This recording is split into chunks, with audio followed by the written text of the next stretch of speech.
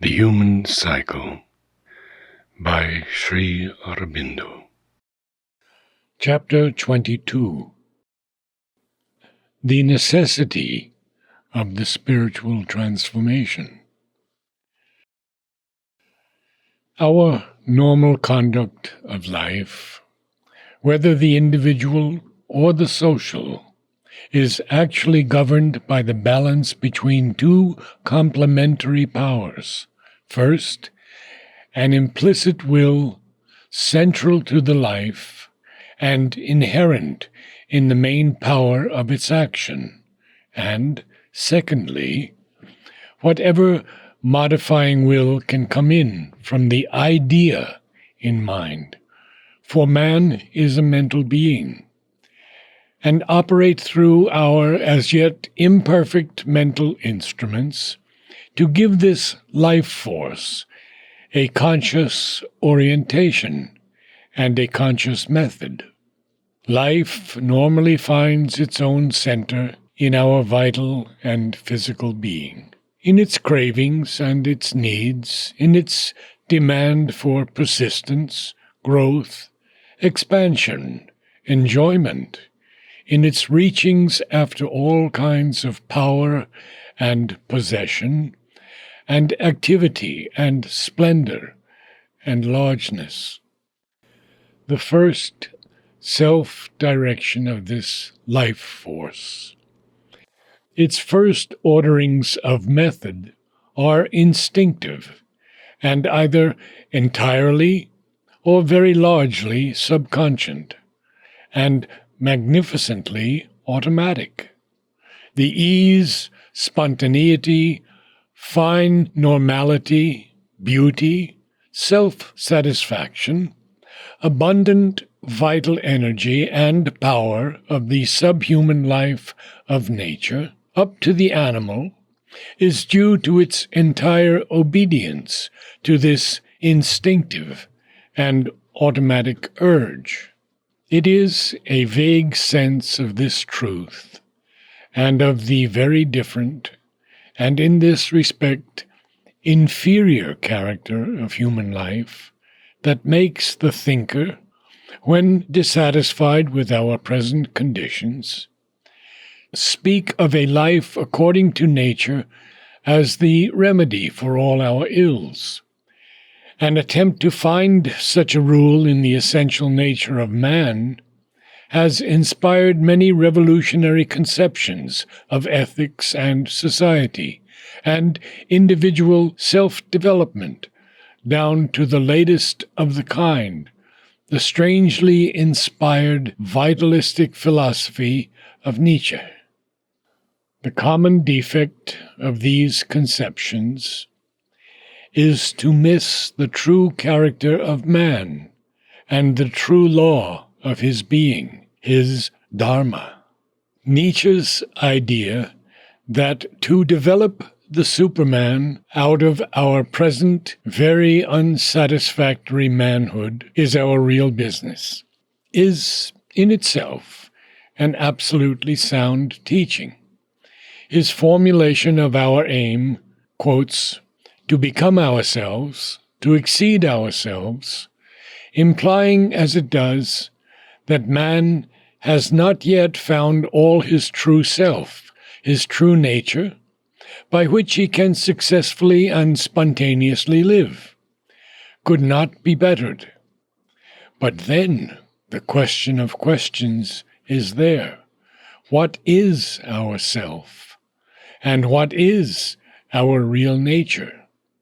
What is that which is growing in us, but into which we have not yet grown? It is something divine, is the answer. A divinity, Olympian, Apollinarian, Dionysic, which the reasoning and consciously willing animal, man, is laboring more or less obscurely to become. Certainly it is all that. But in what shall we find the seed of that divinity? And what is the poise in which the Superman, once self-found, can abide and be secure from lapse into this lower and imperfect manhood?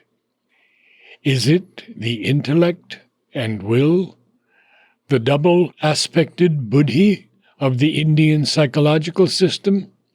But this is at present a thing so perplexed, so divided against itself, so uncertain of everything it gains, up to a certain point, indeed, magically creative and efficient, but when all has been said and done, in the end, so splendidly futile, so at war with, and yet so dependent upon and subservient to our lower nature, that even if in it there lies concealed some seed of the entire divinity, it can hardly itself be the seed, and at any rate gives us no such secure and divine poise as we are seeking. Therefore we say, not the intellect and will, but that supreme thing in us, yet higher than the reason, the spirit, here concealed behind the coatings of our lower nature, is the secret seed of the divinity, and will be, when discovered and delivered, luminous above the mind, the wide ground upon which a divine life of the human being can be with security founded. When we speak of the Superman, we speak evidently of something abnormal or supernormal to our present nature, so much so that the very idea of it becomes easily alarming and repugnant to our normal humanity. The normal human does not desire to be called out from its constant mechanical round to scale what may seem to it impossible heights, and it loves still less the prospect of being exceeded, left behind, and dominated. Although the object of a true supermanhood is not exceeding and domination for its own sake, but precisely the opening of our normal humanity to something now beyond itself, that is yet its own destined perfection. But mark that this thing which we have called normal humanity is itself something abnormal in nature, something the like and parity of which we look around in vain to discover. It is a rapid freak, a sudden miracle. Abnormality in nature is no objection, no necessary sign of imperfection, but may well be an effort at a much greater perfection. But this perfection is not found until the abnormal can find its own secure normality, the right organization of its life in its own kind and power and on its own level. Man is an abnormal who has not found his own normality. He may imagine he has, he may appear to be normal in his own kind, but that normality is only a sort of provisional order. Therefore, though man is infinitely greater than the plant or the animal, he is not perfect in his own nature, like the plant and the animal. This imperfection is not a thing to be at all deplored, but rather a privilege and a promise, for it opens out to us an immense vista of self-development and self-exceeding. Man, at his highest, is a half-god who has risen up out of the animal nature and is splendidly abnormal in it, But the thing which he has started out to be, the whole God, is something so much greater than what he is, that it seems to him as abnormal to himself as he is to the animal. This means a great and arduous labor of growth before him, but also a splendid crown of his race and his victory.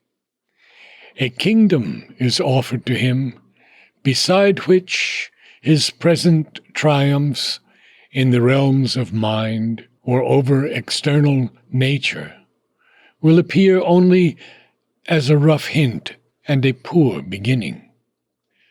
What precisely is the defect from which all his imperfection springs? We have already indicated it. That has indeed been the general aim of the preceding chapters, but it is necessary to state it now more succinctly and precisely.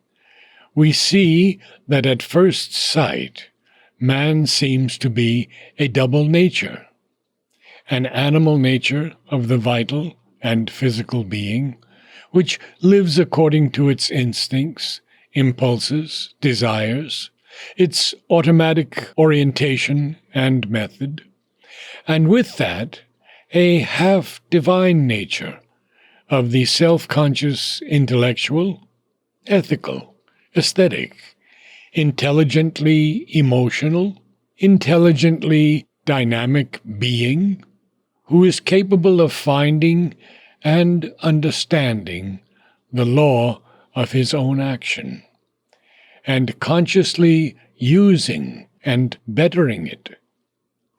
A reflecting mind that understands nature, a will that uses, elevates, perfects nature, a sense that intelligently enjoys nature. The aim of the animal part of us is to increase vital possession and enjoyment. The aim of the semi-divine part of us is also to grow, possess, and enjoy. But first to possess and enjoy intelligently, aesthetically, ethically, by the powers of the mind, much more than by the powers of the life and body.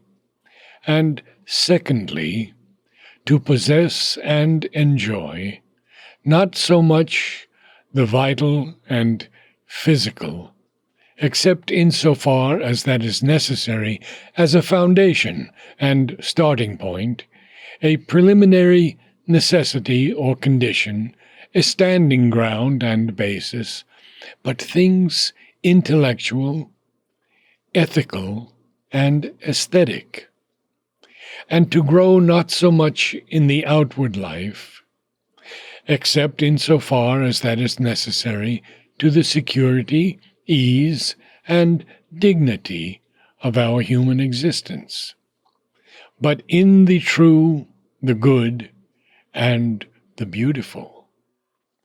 This is the manhood of man, his unique distinction and abnormality in the norm of this inconscient material nature. This means that man has developed a new power of being. Let us call it a new soul power, with the premise that we regard the life and the body also as a soul power. And the being who has done that is under an inherent obligation not only to look at the world and revalue all in it from this new elevation, but to compel his whole nature to obey this power and, in a way, reshape itself in its mold, and even to reshape, so far as he can, his environmental life into some image of this greater truth and law. In doing this lies his Svardharma, his true rule and way of being, the way of his perfection and his real happiness. Failing in this, he fails in the aim of his nature and his being, and has to begin again until he finds the right path and arrives at a successful turning point, a decisive crisis of transformation. Now this is precisely what man has failed to do. He has effected something. He has passed a certain stage of his journey. He has laid some yoke of the intellectual, ethical, aesthetic rule on his vital and physical parts, and made it impossible for himself to be content with, or really to be the mere human animal. But more he has not been able to do successfully. The transformation of his life into the image of the true, the good, and the beautiful seems as far off as ever. If ever he comes near to some imperfect form of it, and even then it is only done by a class or by a number of individuals, with some reflex action on the life of the mass, he slides back from it in a general decay of his life, or else stumbles on from it into some bewildering upheaval, out of which he comes with new gains indeed, but also with serious losses. He has never arrived at any great turning point, any decisive crisis of transformation. The main failure, the root of the whole failure indeed, is that he has not been able to shift upward what we have called the implicit will central to his life, the force and assured faith inherent in its motive power of action. His central will of life is still situated in his vital and physical being. Its drift is towards vital and physical enjoyment, enlightened indeed and checked to a certain extent in its impulses by the higher powers, but enlightened only, and very partially, not transformed, checked, not dominated, and uplifted to a higher plane. The higher life is still only a thing superimposed on the lower, a permanent intruder upon our normal existence. The intruder interferes constantly with the normal life, scolds, encourages, discourages, lectures, manipulates, readjusts, lift up only to let fall, but has no power to transform, alchemize, recreate. Indeed, it does not seem itself quite to know where all this effort and uneasy struggle is meant to lead us. Sometimes it thinks to a quite tolerable human life on earth, the norm of which it can never successfully fix, and sometimes it imagines our journey is to another world, whither by a religious life, or else an edifying death, it will escape out of all this pother and trouble of mortal being. Therefore these two elements live together in a continual, a mutual perplexity, made perpetually uneasy, uncomfortable, and ineffectual by each other, somewhat like an ill-assorted wife and husband, always at odds, and yet half in love with, or at least necessary to each other, unable to beat out a harmony, yet condemned to be joined in an unhappy leash until death separates them.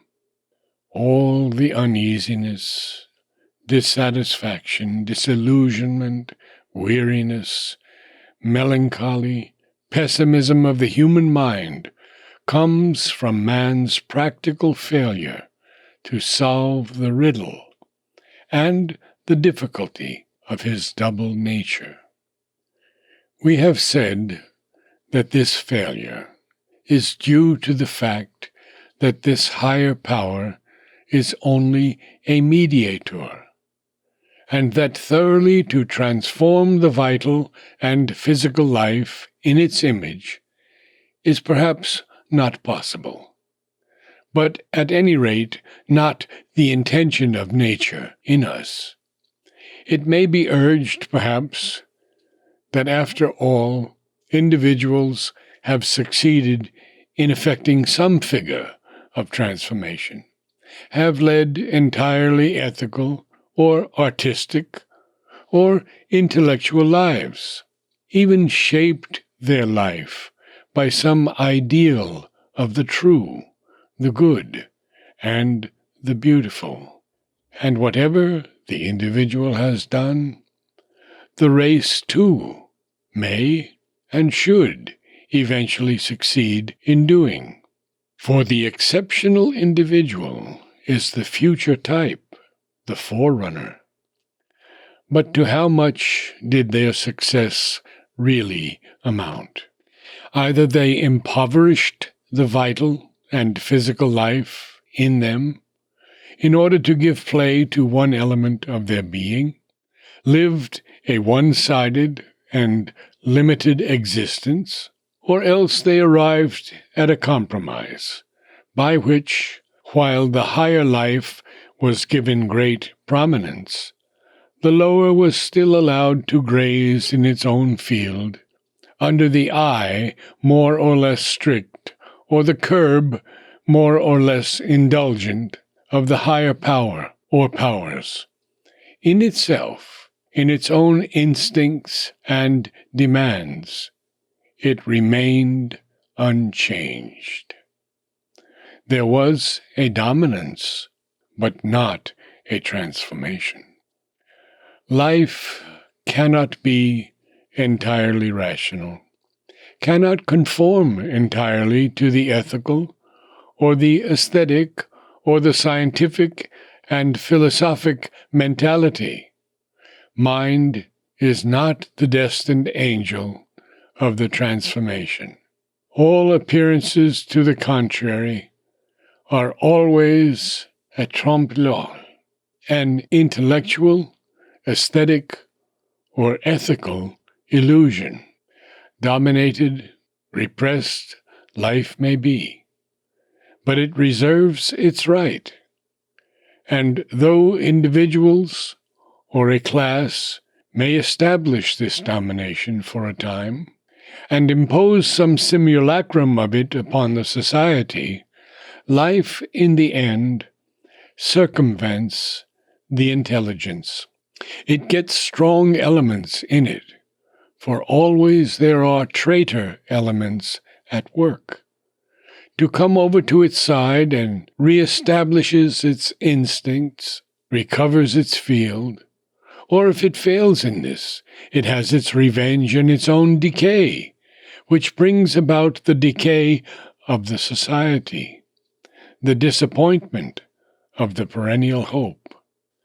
So much so that there are times when mankind perceives this fact, and renouncing the attempt to dominate the life instinct, determines to use the intelligence for its service, and to give it light in its own field, instead of enslaving it to a higher but chimerical ideal.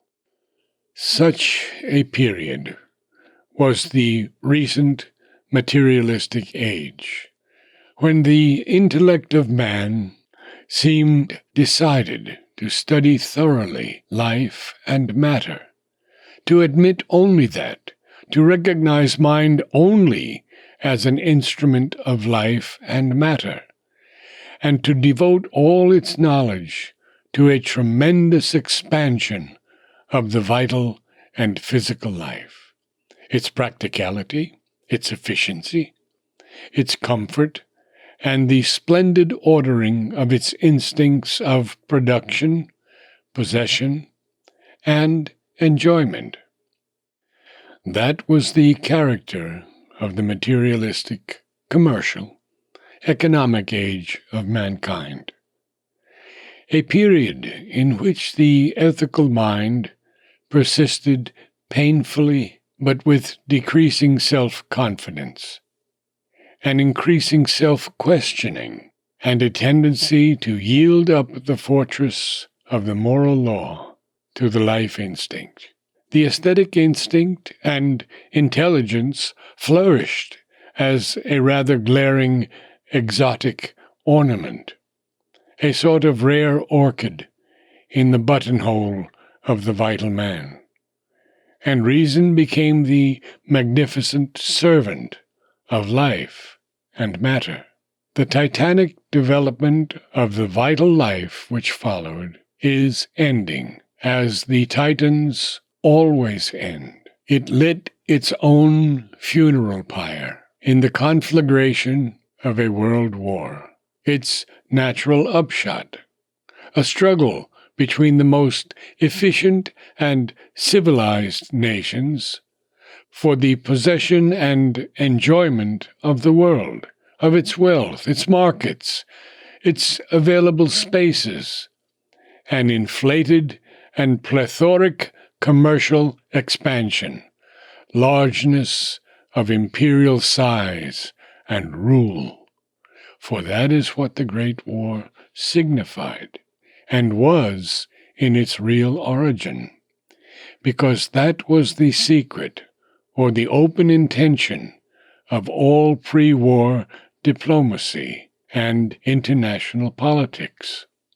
And if a nobler idea was awakened, at least for a time, it was only under the scourge of death, and before the terrifying specter of a gigantic mutual destruction. Even so, the awakening was by no means complete. Not everywhere quite sincere, but it was there, and it was struggling towards birth even in Germany, once the great protagonist of the vitalistic philosophy of life. In that awakening lay some hope of better things. But for the moment at least, the vitalistic aim has once more raised its head in a new form, and the hope has dimmed in a darkness and welter in which only the eye of faith can see chaos preparing a new cosmos. The first result of this imperfect awakening seemed likely to be a return to an older ideal, with a will to use the reason and the ethical mind better and more largely in the ordering of individual, of national, and of international life. But such an attempt, though well enough as a first step, cannot be the real and final solution. If our effort ends there, we shall not arrive. The solution lies, we have said, in an awakening to our real, because our highest self and nature, that hidden self which we are not yet, but have to become, and which is not the strong and enlightened vital will hymned by Nietzsche, but a spiritual self and spiritual nature that will use the mental being, which we already are, but the mental being spiritualized and transformed by a spiritual ideality, the aim and action of our vital and physical nature. For this is the formula of man in his highest potentiality, and safety lies in tending towards our highest and not in resting content with an inferior potentiality. To follow after the highest in us may seem to be to live dangerously, to use again one of Nietzsche's inspired expressions. But by that danger comes victory and security.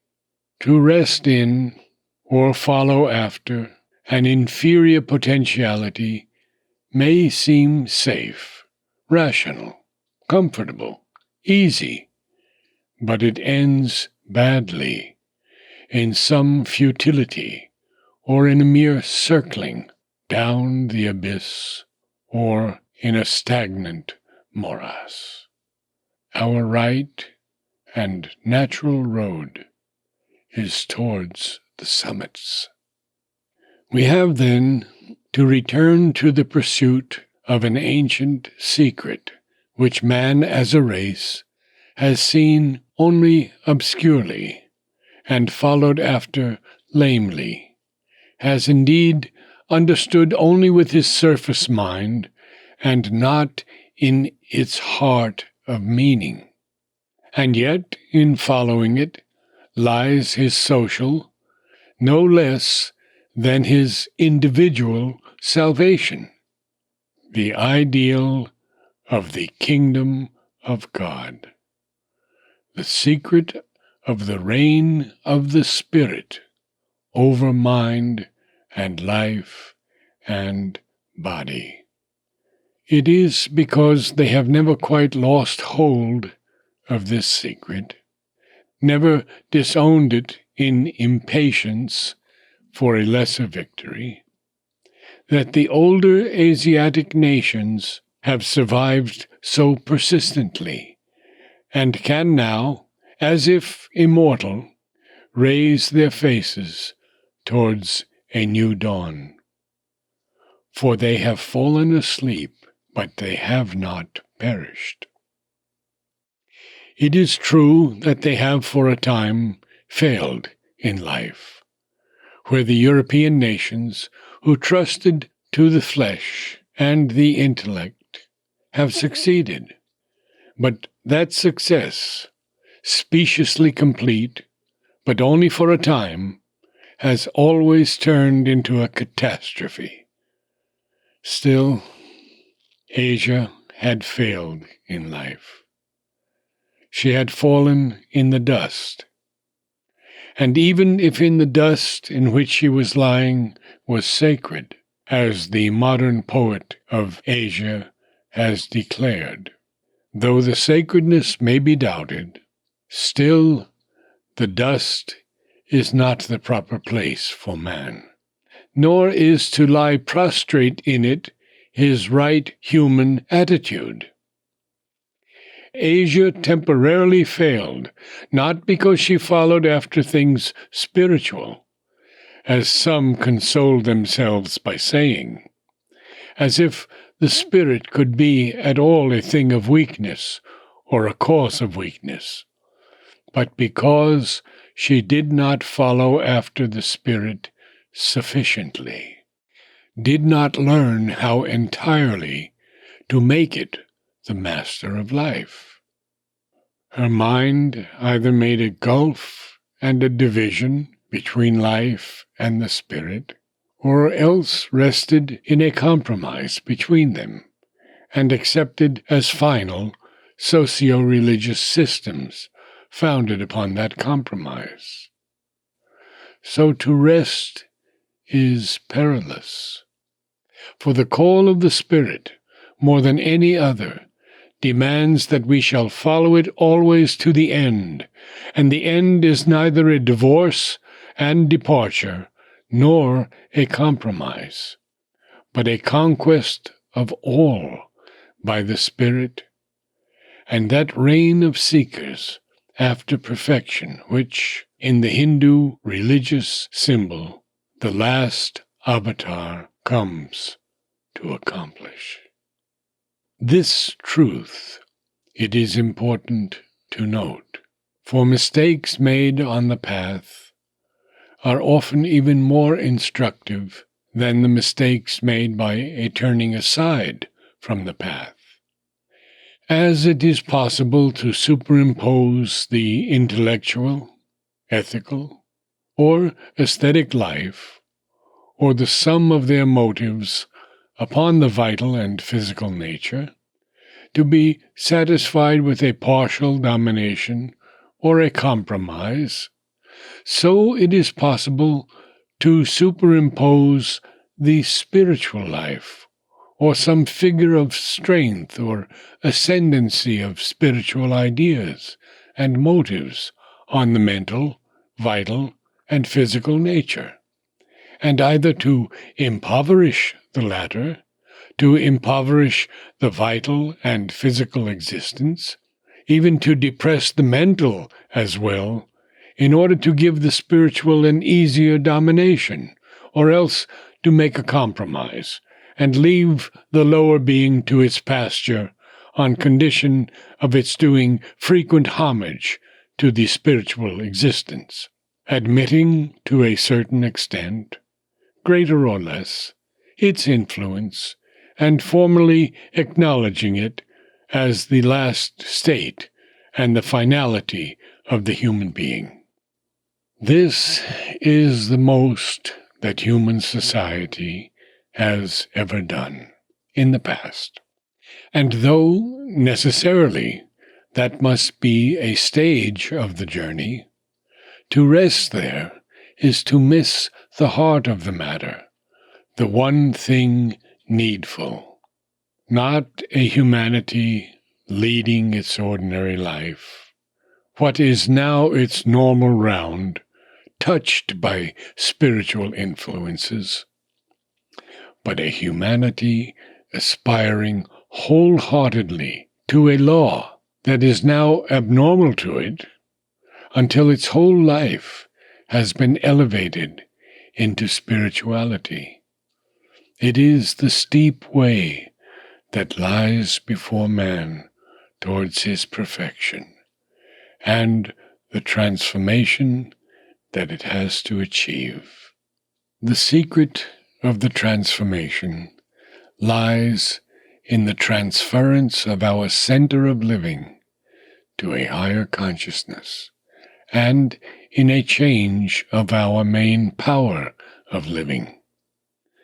This will be a leap or an ascent even more momentous than that which nature must at one time have made from the vital mind of the animal to the thinking mind, still imperfect, in our human intelligence.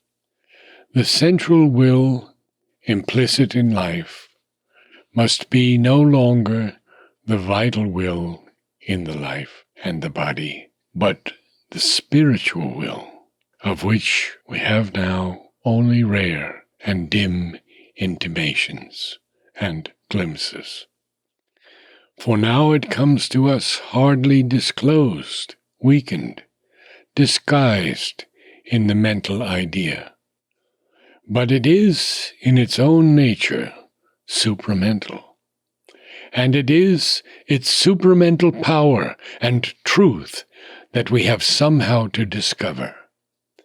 The main power of our living must be no longer the inferior vital urge of nature, which is already accomplished in us and can only whirl upon its rounds about the ego center, but that spiritual force of which we sometimes hear and speak, but have not yet its inmost secret, for that is still retired in our depths, and waits for our transcendence of the ego, and the discovery of the true individual, in whose universality we shall be united with all others. To transfer from the vital being, the instrumental reality in us, to the spirit, the central reality, to elevate to that height our will to be and our power of living, is the secret which our nature is seeking to discover. All that we have done hitherto is some half-successful effort to transfer this will and power to the mental plane. Our highest endeavor and labor has been to become the mental being, and to live in the strength of the idea. But the mental idea in us is always intermediary and instrumental. Always it depends on something other than it for its ground of action, and therefore, although it can follow for a time after its own separate satisfaction, it cannot rest forever satisfied with that alone. It must either gravitate downwards and outwards towards the vital and physical life, or it must elevate itself inwards and upwards towards the spirit. And that must be why, in thought, in art, in conduct, in life, we are always divided between two tendencies, one idealistic, the other realistic. The latter very easily seems to us more real, more solidly founded, more in touch with actualities, because it relies upon a reality which is patent, sensible, and already accomplished. The idealistic easily seems to us something unreal, fantastic, unsubstantial, nebulous, a thing more of thoughts and words than of live actualities, because it is trying to embody a reality not yet accomplished. To a certain extent, we are perhaps right. For the ideal, a stranger among the actualities of our physical existence, is in fact a thing unreal, until it has either in some way reconciled itself to the imperfections of our outer life, or else has found the greater and purer reality for which it is seeking, and imposed it on our outer activities. Till then, it hangs between two worlds, and has conquered neither the upper light nor the nether darkness. Submission to the actual by a compromise is easy. Discovery of the spiritual truth and the transformation of our actual way of living is difficult. But it is precisely this difficult thing that has to be done, if man is to find and fulfill his true nature. Our idealism is always the most rightly human thing in us, but as a mental idealism, it is a thing ineffective. To be effective, it has to convert itself into a spiritual realism, which shall lay its hands on the higher reality of the spirit and take up for it this lower reality of our sensational, vital, and physical nature. This upward transference of our will to be and our power of life we have then to make the very principle of our perfection.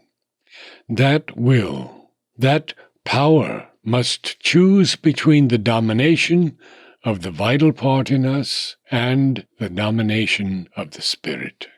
Nature can rest in the round of vital being, can produce there a sort of perfection, but that is the perfection of an arrested development, satisfied with its own limits.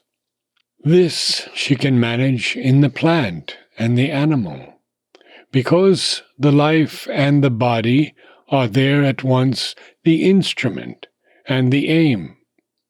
They do not look beyond themselves. She cannot do it in man, because here she has shot up beyond her physical and vital basis. She has developed in him the mind, which is an outflowering of the life towards the light of the spirit, and the life and the body are now instrumental, and no longer their own aim. Therefore, the perfection of man cannot consist in pursuing the unillumined round of physical life.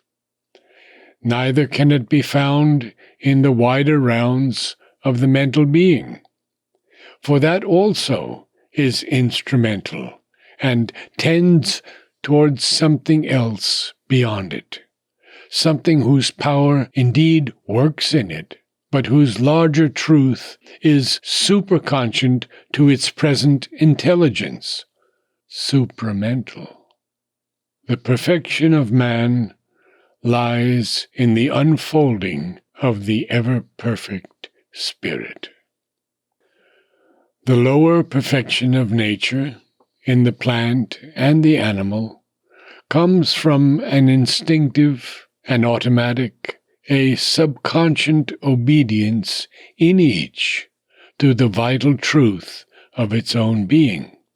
The higher perfection of the spiritual life will come by a spontaneous obedience of spiritualized man to the truth of his own realized being, when he has become himself, when he has found his own real nature.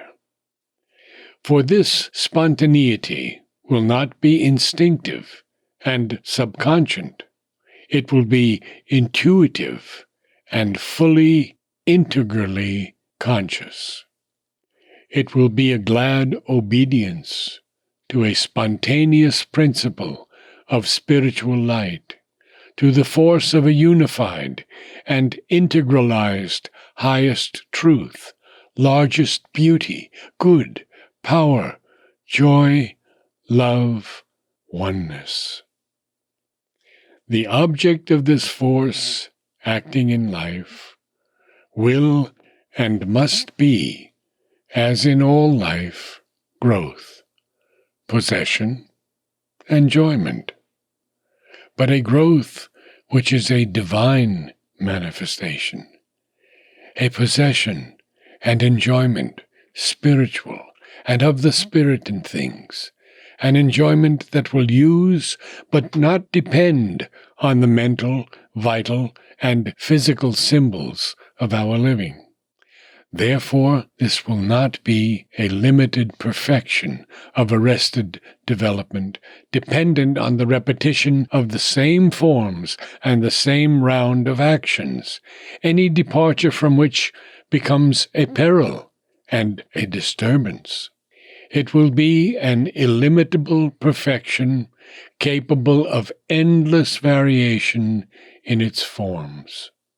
For the ways of the Spirit are countless and endless, but securely the same in all variations, one but multitudinously infinite. Therefore, too, this perfection cannot come by the mental idea dealing with the Spirit as it deals with life. The idea in mind, seizing upon the central will in spirit, and trying to give this higher force a conscious orientation and method in accordance with the ideas of the intellect, is too limited, too darkened, too poor a force to work this miracle. Still less can it come if we chain the Spirit to some fixed mental idea or system of religious cult, intellectual truth, aesthetic norm, ethical rule, practical action, way of vital and physical life, to a particular arrangement of forms and actions, and declare all departure from that a peril and a disturbance or a deviation from spiritual living. That was the mistake made in Asia, and the cause of its arrested development and decline. For this is to subject the higher to the lower principle, and to bind down the self-disclosing spirit to a provisional and imperfect compromise with mind and the vital nature. Man's true freedom and perfection will come when the spirit within bursts through the forms of mind and life, and, winging above to its own Gnostic fiery height of ether, turns upon them from that light and flame to seize them and transform into its own image. In fact, as we have seen, the mind and the intellect are not the key power of our existence, for they can only trace out a round of half-truths and uncertainties, and revolve in that unsatisfying circle. But concealed in the mind and life, in all the action of the intellectual, the aesthetic, the ethical, the dynamic and practical, the emotional, sensational, vital and physical being, there is a power that sees by identity and intuition, and gives to all these things such truth and such certainty and stability as they are able to compass. Obscurely, we are now beginning to see something of this behind all our science and philosophy, and all our other activities.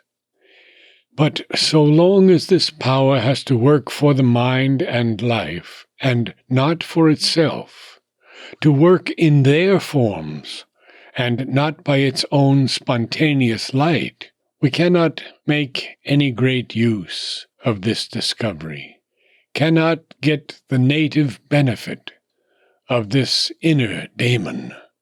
Man's road to spiritual supermanhood will be open when he declares boldly that all he has yet developed, including the intellect, of which he is so rightly and yet so vainly proud, are now no longer sufficient for him, and that to uncase, discover, set free this greater light within, shall be henceforward his pervading preoccupation.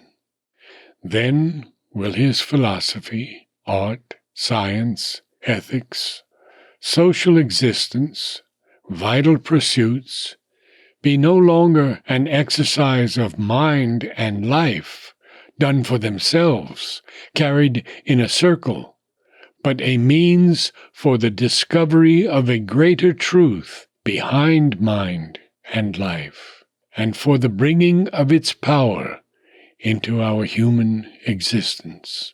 We shall be on the right road to become ourselves, to find our true law of perfection, to live our true satisfied existence in our real being and divine nature.